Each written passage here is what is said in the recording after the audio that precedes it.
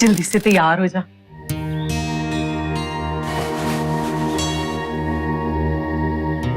पर पीजी ये तो बहुत टाइट हैगा। इतनी मुश्किल से अखबार में ऐड देकर NRI मुंडा मिलाएगा। अब देख, गोरी चिट्टी मेम लगेगी तभी तो पसंद करेगा तुझे। हाँ, जा जल्दी से तैयार हो जा ना। पीजी इसका तो नेक भी बहुत लो है। दादी समझाओ ना बीजी नू। ओए ठीक ही ते कह रही है, एहो जे कपड़े ना पहना इसनू। पीजी समझो समझो, NRI मुंडा आएगा। अब उसे ये तो नहीं लगना चाहिए ना कि हम लोग गंवार फैमिली के। उसे ऐसा लगना चाहिए कि हम लोग भी फॉरवर्ड हैं। जा अब जल्दी से तैयार हो जा, होटल जाना है ना। पर पीजी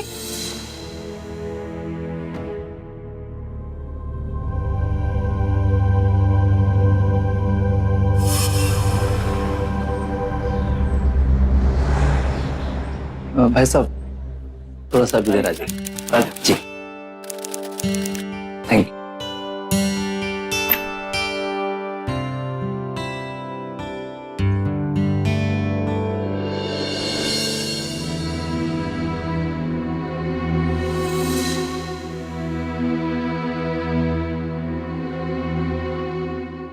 अरे आओ ना, आओ, खड़े क्यों? और तुसी आओ ना, ऐसे बैठ। हेलो, ओ यहाँ तो सारा शहर इकट्ठा हो गया है एक लड़के को मिलने के लिए। अब तुसी बैठ जाओ वरना कोई आ जाएगा। देखा, मैंने कहा था ना। नहीं, बोले जा रहे थे लड़की को तैयार किए जा रही है, तैयार किए जा रही है। देखा, लड़कियों को कैसा टिप टाप बना कर आए। ले जल्दी से ना ये लिपस्टिक गहरी कर ले। हाँ, फिर एकदम ब्यूटीफुल लगेगी। ले पीजी ले लगाना। और क्यों लगाऊं? और जी सुखबीर संधू कौन है जी? सुखबीर संधू। हाँ जी पाजी, साडा ना ही सुखवीर संधू है। मेरे साथ 2 मिनट आप। जी दुपट्टा जरा ऊपर करना। पीजी ये गला पहले ही इतना बड़ा है, आप दुपट्टा क्यों ऊपर कर रही हो? अरे करना ऊपर, लड़के को ऐसा ना लगे कि हमारी फैमिली ना फॉरवर्ड थिंकिंग की नहीं है। प्रीतो, चल चल चल चल, अपना नंबर लग गया है। चलो चलो जल्दी कर। देख, टेंशन ना ली, बस जो तेरा गेटअप शेटअप है ना, इसको मेंटेन रखना। प्रीतो हो गया मेकअप शेप, जल्दी कर। चल चल चल चल दिया। बैठो बैठो जी। गुड मॉर्निंग जी, गुड मॉर्निंग। मॉर्निंग जी। सत श्री अकाल बेटा। गुड मॉर्निंग जी, ये हमारी बेटी हरप्रीत कौर, और जी मैं इसकी मॉम, और ये डैड। अरे ये लीजिए, ये लीजिए। ये इसने अपने हाथों से बनाया है, बड़ा ही चंगा बनाती है जी। ये लीजिए। प्लीज आंटी जी, मैंने अभी अभी ब्रेकफास्ट किया है।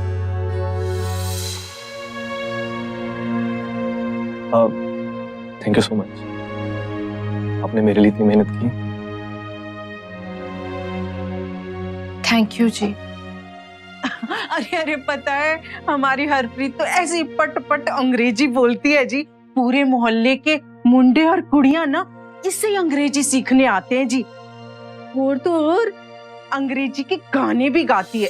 बड़ी होशियार है जी ये। पुत्र, वो अंग्रेजी वाला गाना सुना ना, अंग्रेजी वाला।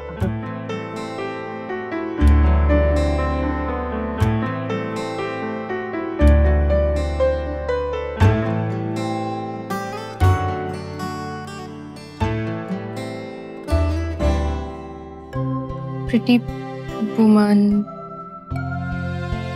देखो देखो ना, प्रिटी वुमन।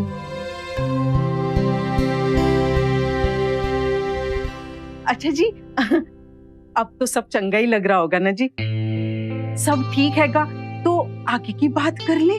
आगे की बात आंटी जी वो एजेंट आपको बता देगा। एक्चुअली मुझे और बहुत लोगों को मिलना है बाहर, सो जो भी होगा वो बता देंगे आपको।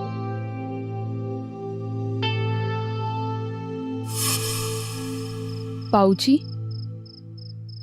वो पीजी मुझे ऐसे बना ठना कर क्यों लड़कों से मिलाने ले जाती है? जबकि मैं तो ऐसे मेकअप करने वाली लड़की हूं भी नहीं। ये तो धोखा हुआ ना बाबूजी। अरे हरप्रीतो, तेरा दूल्हा तो रब तय करेगा। तेरी माँ थोड़ी पगली है, पर आखिर वो तेरा ही भला चाहती है। परेशान मत हुआ कर, वो जो कहती है तू बस कर दी जाया कर। होना तो आखिर वही है जो तेरी किस्मत में लिखा है। ठीक है मेरी लाडो?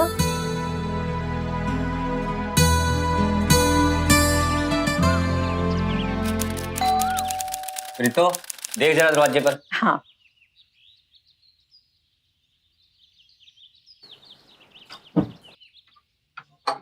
नमस्ते। आप थे? आइए आइए। अरे हट हट बिट्टू हट। बैठिए बैठिए। बीजी, वो बनी हरप्रीत वाला। अच्छा अच्छा, खुश रहो बेटा।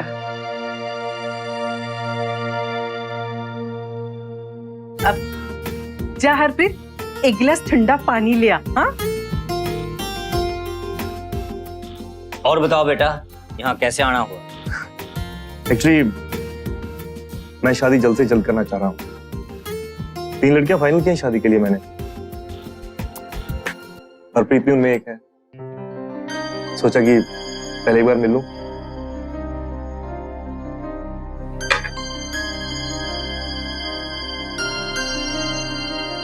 हाँ, एक बार हम दोनों आपस में एक दूसरे को जान पहचान ले तो सब कुछ डिसाइड करने में आसानी रहेगी। अरे ये तो बड़े नेक ख्याल है आपके। आपको जो भी पूछना है पूछिए, हरप्रीत इधर ही खड़ी है।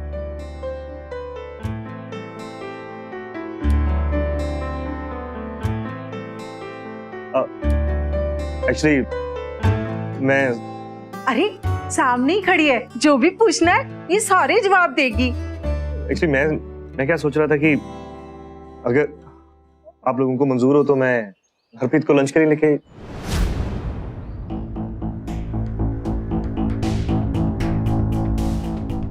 जाना चाहता हूँ। हाँ हाँ बिल्कुल। अब देखिए, नया जमाना है, आजकल तो लड़का लड़की को अकेले मिल लेना चाहिए।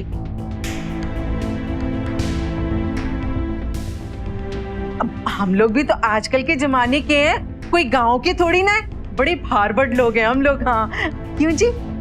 वो ठीक है बेटा, पर हम चाहते हैं कि बिट्टू सा जाए। ये तो गल आपने एकदम ठीक की। अब देखिए जी, अब हमारा बिट्टू आप लोगों के साथ जाएगा, अब वो कोने में बैठा रहेगा। आप और हरप्रीत आपस में सारी बात कर लेना। हाँ अच्छा, मैं हरप्रीत को तैयार करके आती हूँ, ठीक है?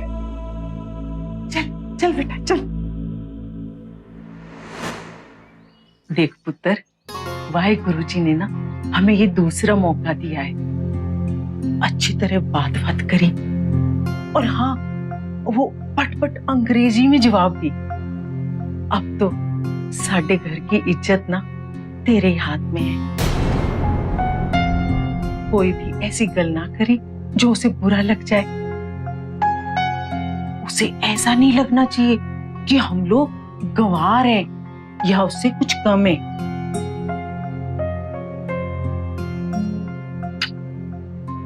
मेरी प्यारी बच्ची, चल।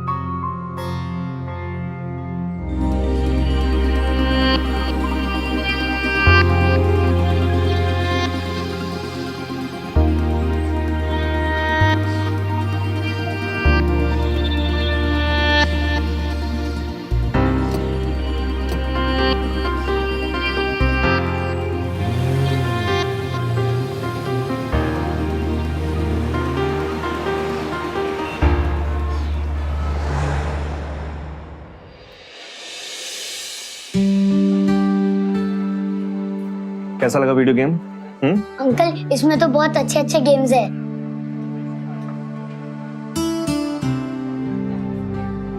आप हंसती बहुत अच्छी लगती हैं। बस यूं ही मुस्कुराती रहा कीजिए।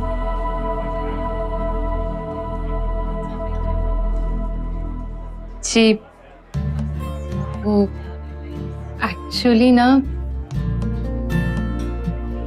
मैं like this first time lonely with boy तो नर्वस। हरप्रीत, आप मुझसे हिंदी में बात कर सकती हैं। यू नो, हिंदी, इंग्लिश या पंजाबी, ये जितनी भी लैंग्वेजेस है ना, इनका एक ही काम होता है, दो लोगों में बात करवाना।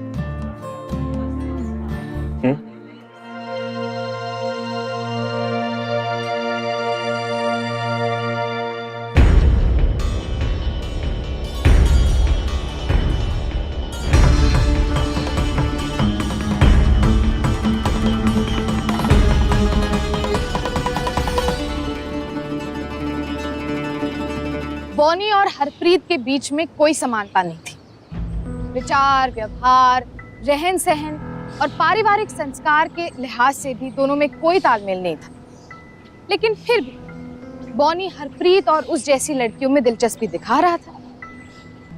क्या वो ऐसा सिर्फ इसलिए कर रहा था क्योंकि वो अपनी बिरादरी की लड़की से शादी करना चाहता था, या फिर ऐसा करने के पीछे था उसका कोई और मकसद? बस पूछो ही मत, साडी हरप्रीत की किस्मत तो बड़ी अच्छी है। अरे इन्ना सोना लड़का मिला है, NRI है, NRI।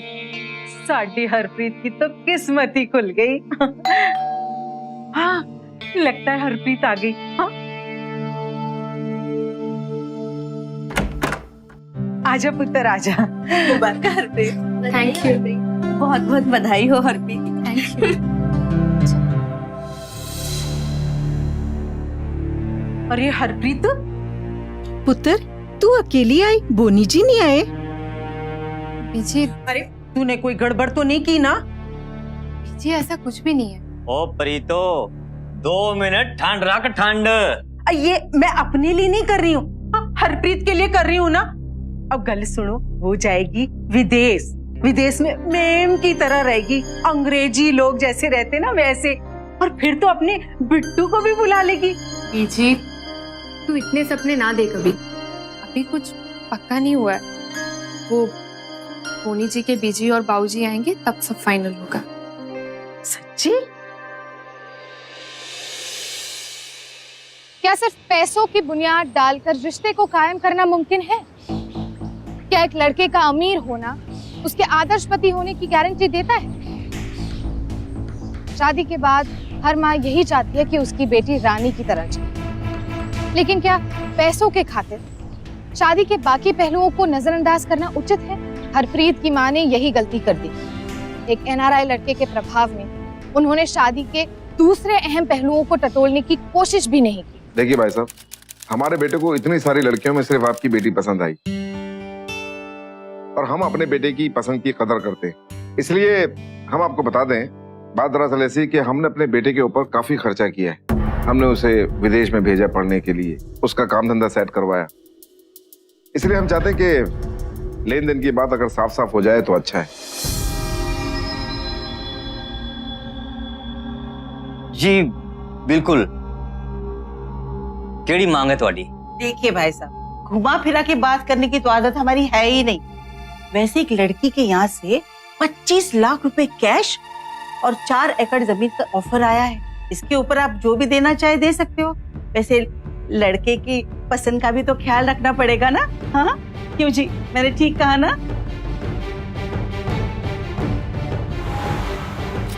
बेटा जी, साडी औकात नहीं है कि 25 लाख कैश और 4 एकड़ जमीन दी जाए। आंटी क्या बात कर रही हैं आप? किसने बोला आपको ये सब देना होगा? ਤੁਹਾਡੇ घर वालों ने डिमांड रखी है बेटा।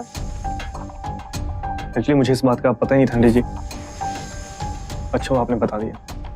अब बेफिक्र होकर घर जाइए, मैं घर वालों से बात करूंगा। जिंदा रहे बेटा। मेरे पेरेंट्स ना पुराने जमाने के लोग हैं। उन्होंने ऐसी बात कर दी, पर मैं ऐसा नहीं सोचता। खैर ये सब छोड़ो, रूम कैसा लगा? और शादी के बाद हम दोनों का हो जाएगा। सो सेलिब्रेट।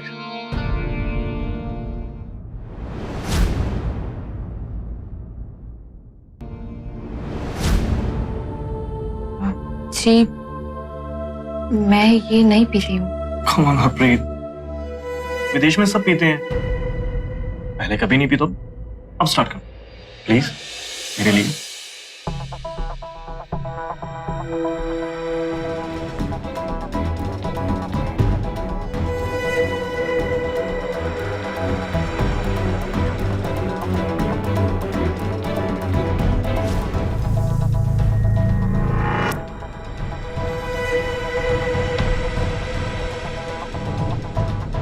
किसी भी हाल में ये रिश्ता होना चाहिए पुत्र। सिर्फ ये तेरा नहीं, तेरे भाई के भविष्य का भी सवाल है।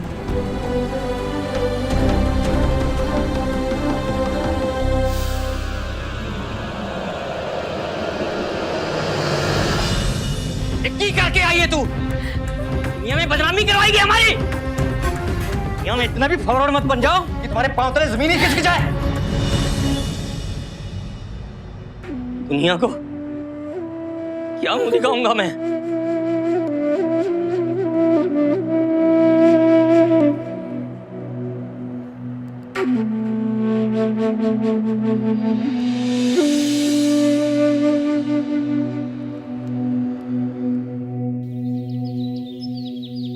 आपकी बेटी फंसा रही है मेरे बेटे को अपने जाल में। ऐसा मत कहिए, हमने अपनी बेटी को बहुत अच्छे संस्कार दिए हैं। दिखाई दे रहा है कैसे संस्कार दिए हैं। जो लड़की शादी से पहले लड़के के साथ संबंध बना ले, उसके कैसे संस्कार होते हैं हमें बताने की जरूरत नहीं है। संबंध उसने अकेले ने तो नहीं बनाए ना। देखिए सुखवीर जी, भाई साहब, बहुत बदनामी हो जाएगी अगर ये रिश्ता नहीं हुआ। अरे पिंड में किसी को मुंह दिखाने के लायक नहीं रहेगा साडा परिवार। ये रिश्ता हो जाने दीजिए ना। देखिए, अब ये रिश्ता सिर्फ एक ही शर्त पर हो सकता है। अगर आप लोग हमें 40 लाख रुपए कैश और 5 एकड़ जमीन दें तो।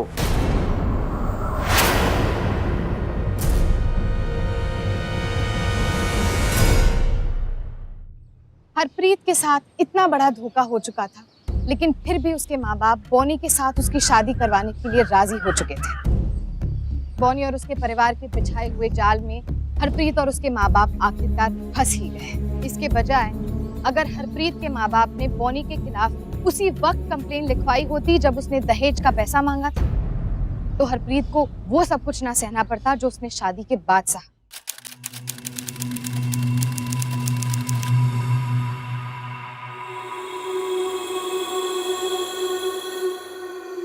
क्या बात है? शादी से कुछ नहीं? मेरी वजह से पीजी और पाऊजी को बहुत बड़ी कीमत चुकानी पड़ी। क्या मतलब? मतलब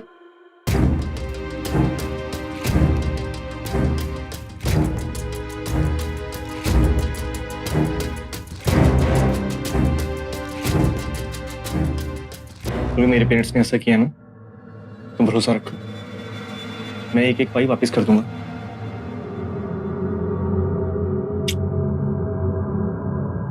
तुम्हारे मम्मी पापा मेरे मम्मी पापा है ना।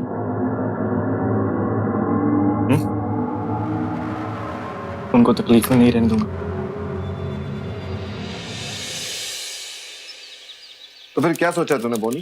सोचना क्या पापा, 5 एकड़ जमीन मिली है, उसे बेचने के लिए कोई अच्छा सा खरीदार ढूंढिए। तब जमीन बेच के ना वहां पे जाके स्टोर शुरू करूंगा मैं। अच्छा काम चलेगा वहां। सुन, तेरा जाने का प्रोग्राम कब का है? 10 दिन बाद।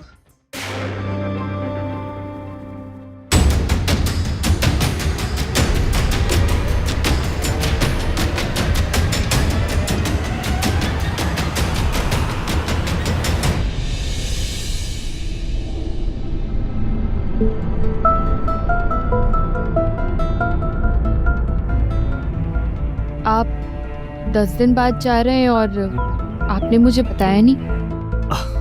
हाँ, मैं बताने वाला था। ये देख, मैं तेरा ना ये वीजा का फॉर्म लाने में बिजी हो गया था। पापा को बोल दूंगा आपका वीजा निकलवाने के लिए। बस 2-3 महीने के बाद आपको वहीं बुला लूंगा मैं। साइन कर। अरे साइन कर, तभी पहुंचेगी ना वहां पे।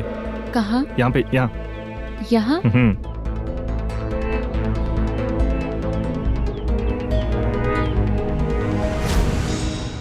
हरप्रीत पर शादी की साजिश का जाल कसने लगा।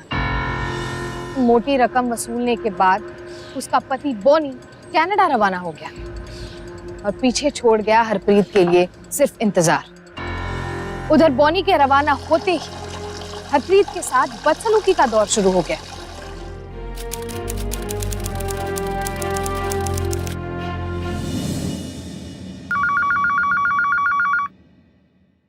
ओए, तो थे रुक।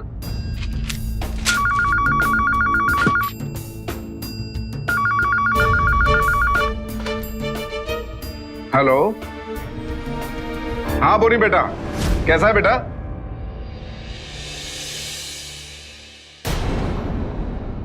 तू यहाँ क्यों खड़ी है?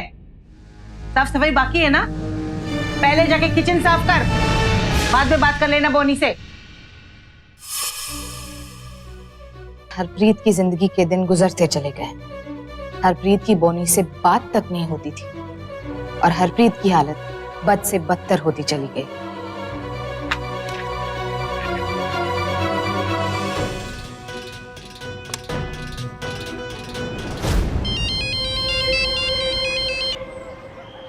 हेलो। हेलो। हाँ हरप्रीत।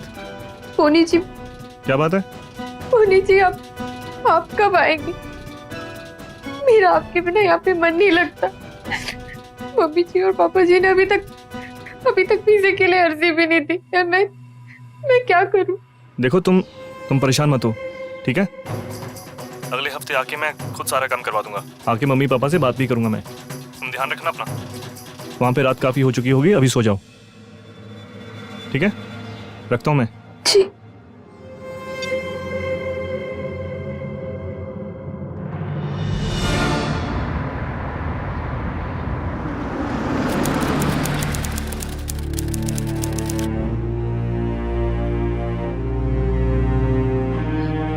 आप लोग बेवजह ही परेशान हो रहे थे, ये तो बहुत अच्छी खबर है।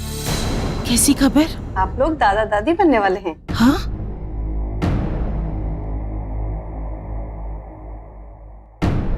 आप लोगों को खुशी नहीं हुई? देखिए डॉक्टर साहब, बात दरअसल ऐसी है कि अभी हमें फिलहाल ये बच्चा नहीं चाहिए।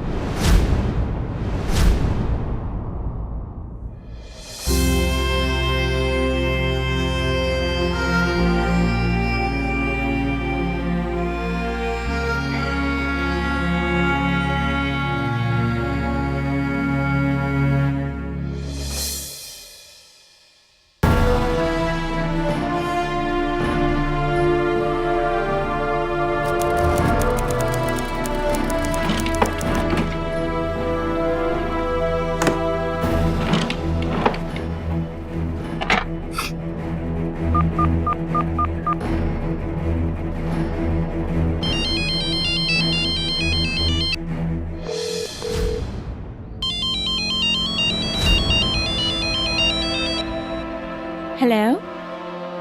Hello. Who would you like to speak to? जी बोनी जी है? He's sleeping. Who's this? कौन बोल रहा है? मैं बोनी की वाइफ बोल रही हूँ।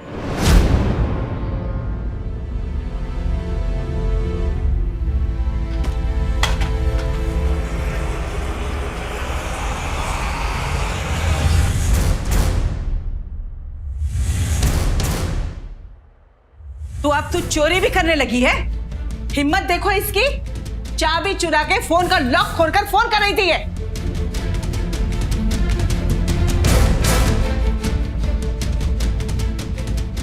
ऐसे क्या देख रही है? आंखें नीची कर। क्यों किया आप लोगों ने मेरे साथ ऐसा? क्यों मेरे परिवार वालों के साथ खिलवाड़ किया? मैंने अभी पोनी जी की बीवी से बात की है। अगर ऐसा ही था तो क्यों अपने घर की बहू बना के लाए आप लोग मुझे? मैं कभी सोच भी नहीं सकती थी कि कोई ऐसा कुछ कर सकता है। मेरी पूरी जिंदगी बर्बाद कर दी आप लोगों ने सिर्फ कुछ रुपयों के लिए। इतनी आसानी से तो मैं अपने और अपने परिवार वालों की इज्जत के साथ आपको खेलने नहीं दूंगी। तुझे क्या लगा मेरा पुत्र तुझ जैसी अनपढ़ गवार के साथ अपनी पूरी जिंदगी बिताएगा।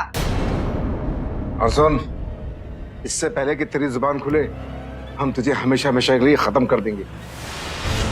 किचन में गैस लीक होने के एक्सीडेंट कहाँ नहीं होते। चलो किचन में। रुक जा। बोलता हूँ दरवाजा खोल। हरप्रीत का फोन नहीं आया बड़े दिनों से। फिक्र क्यों करते हो?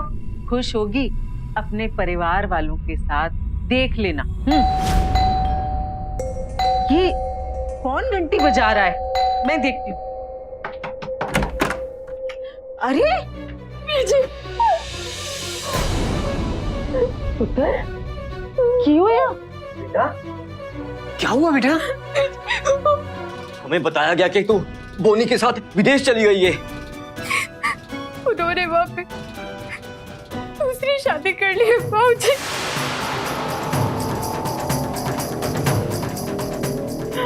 ये सब मेरी गलती है।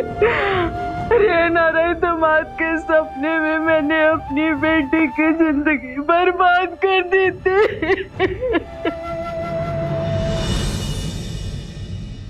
अगर हरप्रीत के घर वालों ने उस लड़के के बारे में जानकारी ली होती तो शायद आज हरप्रीत इस स्थिति में नहीं होती। अपनी बेटी के उज्जवल भविष्य की लालच में हरप्रीत के घर वालों ने एक के बाद एक गलतियां की, लेकिन उन्हें अब अपनी इस गलती का एहसास हो चुका था और इसीलिए अपनी बेटी के साथ हुए धोखे और बदसलूकी के खिलाफ आवाज उठाने का फैसला उन्होंने कर लिया था। मेरी बेटी की हालत पे गौर फरमाइए साहब, जान लेने पर उतराइए लोग। मेरे बेटे और उनकी बेटी के बीच तो कब का तलाक हो चुका है। अगर तलाक हुआ होता मेरी बेटी को पता नहीं होता।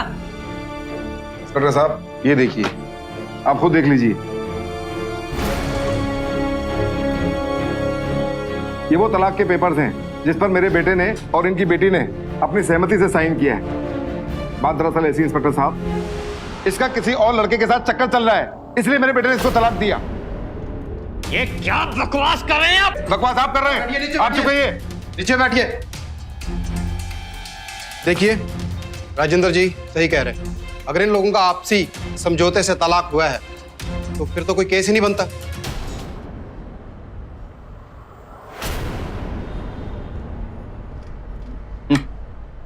केस करेंगे हम पे। चलो जी।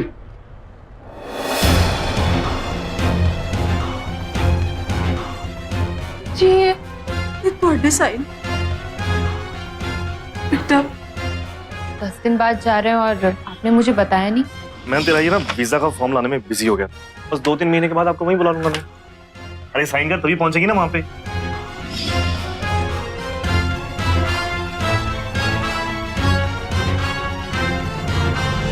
अब कुछ नहीं हो सकता। जो कुछ भी हुआ उसे भूलकर एक नए तरीके से जिंदगी शुरू करेंगे हरप्रीत की। पेट से है ये। उसे भी गलती समझकर। नहीं बाबूजी, जो इस दुनिया में नहीं आया उसको क्यों उसकी गलती की सजा दे? उसकी क्या गलती है? सजा तो उसको मिलनी चाहिए जिसकी गलती है। मैं इस बच्चे को जन्म दूंगी, लेकिन पूनी और उसके परिवार वालों को इतनी आसानी से नहीं छोड़ूंगी। इतनी बड़ी चाल, इतने बड़े षड्यंत्र का शिकार बनने के बाद हरप्रीत इतनी आसानी से हार मानने वालों में से नहीं थी।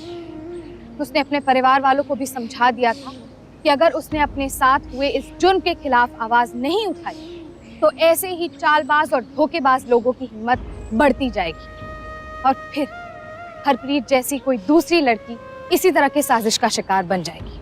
हरप्रीत बॉनी और उसके माँ बाप को एक ऐसा सबक सिखाना चाहती थी जिससे कि उसकी ये लड़ाई बाकी लड़कियों के लिए मिसाल बन जाए। पढ़े लिखे होकर के भी आप लोग ऐसी गलती कैसे कर सकते हैं? अखबार नहीं पढ़ते क्या आप लोग? आए दिन इस तरह की धोखाधड़ी की खबरें कितनी आती रहती हैं, कितने तो केस दर्ज हैं। गलती तो हो गई, पर अब क्या हो सकता है? सबसे पहले सास ससुर पर डॉरी और हैरेसमेंट का केस करना होगा। अटेम्प्ट टू मर्डर का भी केस हो सकता है, लेकिन उसके लिए पुख्ता सबूत चाहिए हों।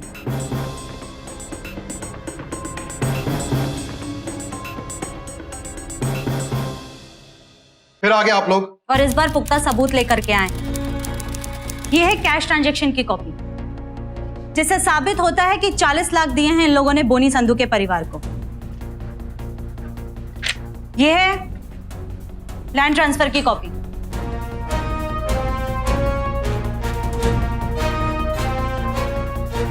और ये हरप्रीत का मेडिकल सर्टिफिकेट।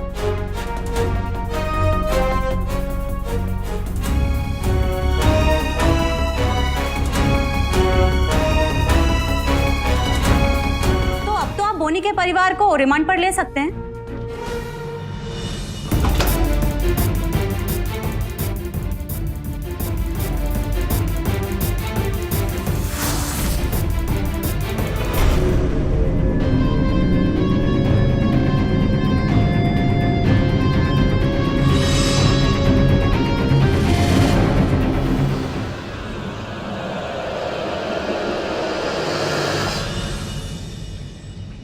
कहाँ गए सब लोग? इनका बेटा विदेश में रहता है, तो ये सब विदेश गए हुए हैं। थैंक्स। लगता है अब हम कुछ नहीं कर सकते। ऐसी कोई प्रॉब्लम नहीं जिसमें कुछ किया नहीं जा सकता।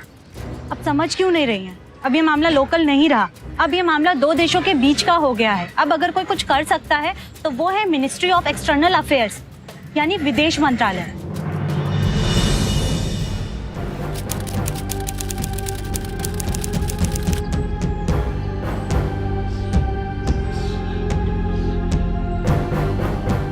सुनिए, मुझे मंत्री जी से मिलना है। देखिए मंत्री जी, इस तरह सबसे नहीं मिल सकते। मेरे पति ने मुझे धोखा दिया, मुझसे शादी की और अब विदेश जाकर दूसरी शादी कर ली है। मुझे न्याय चाहिए। देखिए मैडम जी, हमारी मिनिस्ट्री के पास और भी बहुत सारे मुद्दे हैं सुलझाने के लिए, so please don't trouble me. आप यहाँ से जाइए। आप समझ क्यों नहीं रही हैं बात को? ये सब इतना आसान नहीं है। विदेश मंत्रालय एक केस के लिए अपने नियम कानून नहीं बदलेगा। एक केस कहाँ है ये? आपने ही तो कहा था कि ऐसे बहुत सारे केस हैं। तो फिर वो कहीं दर्ज भी हुए होंगे। मैं उन सारे केस को इकट्ठा करूंगी और हम सब मिलकर लड़ेंगे। हरप्रीत ने एनआरआई द्वारा धोखाधड़ी के जितने केसेस पुलिस स्टेशन में या फिर किसी एनजीओ में दर्ज हुए थे, उन सब की लिस्ट बनाई और उन सबको संपर्क किया। और इस तरह से अपने जैसे इस तरह के धोखे का शिकार हुई औरतों को साथ मिलाकर हरप्रीत ने लड़ने की मुहिम शुरू कर दी। आखिर ये कहाँ का इंसाफ है कि किसी ने हमारा फायदा उठाया, हमें विदेश ले जाने का लालच दिया और फिर हमें दूध में से मक्खी की तरह निकाल के फेंक दिया। आखिर हम लोगों की गलती क्या है? हमने तो उन्हें अपना सब कुछ माना था, तो फिर सजा हमें क्यों मिली? सजा तो उन्हें मिलनी चाहिए, हमें नहीं। और अगर आप साथ दें तो उन्हें सजा जरूर मिलेगी, फिर चाहे वो दुनिया के किसी भी कोने में क्यों ना छुपे हों।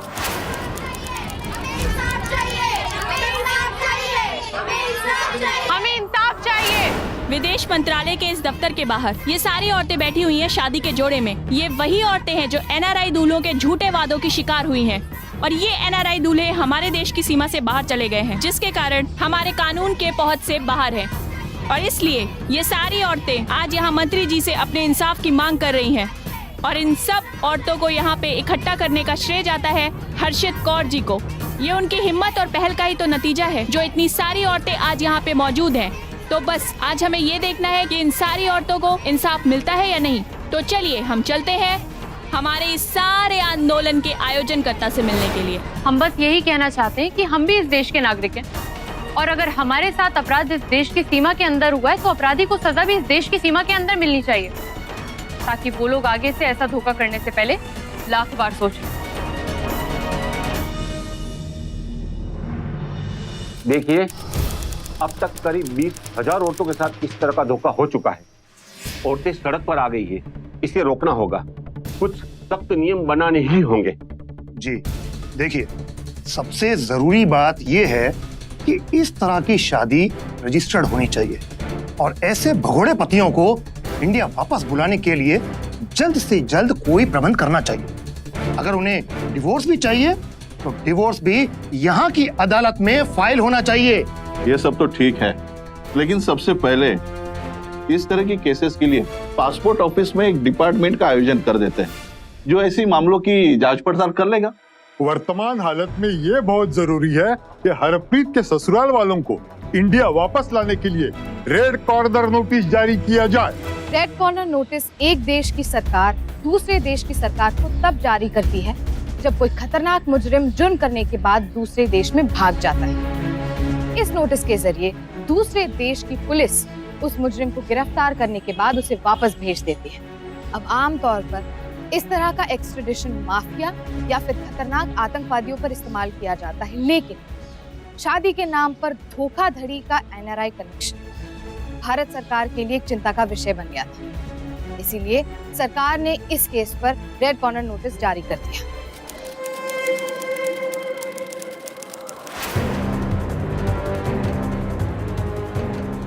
रेड कॉर्नर नोटिस की मदद से दूसरे देश के एयरपोर्ट पर बोनी और उसके माँ बाप को अरेस्ट कर लिया गया और उन्हें इंडिया वापस भेज दिया गया। डिफेंस की फाइल पर गौर करने के बाद ये अदालत इस नतीजे पर पहुंची है कि बोनी उर्फ कमलजीत संधू इसने जानबूझकर हरप्रीत कौर को तलाक दिया। लिहाजा यह अदालत उन्हें दोषी मानते हुए उन्हें 3 साल कैद की सजा सुनाई जाती है।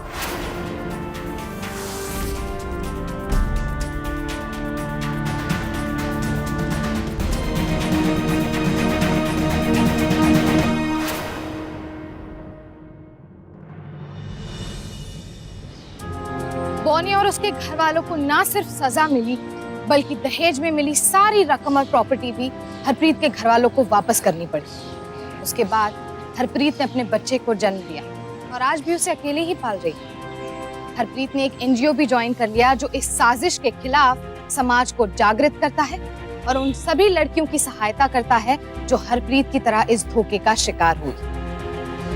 हरप्रीत की लड़ाई के बाद मामला काफी बेहतर हो गया है, क्योंकि इस मामले के बाद भारत सरकार को ऐसे बहुत सारे नए कदम उठाने पड़े जिसकी वजह से इस तरह के जुर्म के आंकड़ों में कमी हुई है, जिससे हर एनआरआई को एक आम भारतीय की तरह भारत देश के हर कानून का पालन करना होगा और इस तरह से की गई शादी को रजिस्टर करवाना भी बहुत जरूरी है। हम अपने दर्शकों को ये बता दें कि इस एपिसोड के जरिए हम आपको ये नहीं कह रहे कि आपकी बेटी की शादी किसी एनआरआई से करवाना गलत बात है। हम आपको बस ये समझाने की कोशिश कर रहे हैं कि इस तरह की शादी में जल्दबाजी ना करें। शादी से पहले लड़के और उसके परिवार के बारे में अच्छे से जांच पड़ताल कर ले, उसके बाद ही आगे बढ़े। सपने देखने में कोई बुराई नहीं है, लेकिन सपनों को अगर सच करना है तो जागना बहुत जरूरी है, आंखें खोलनी बहुत जरूरी है।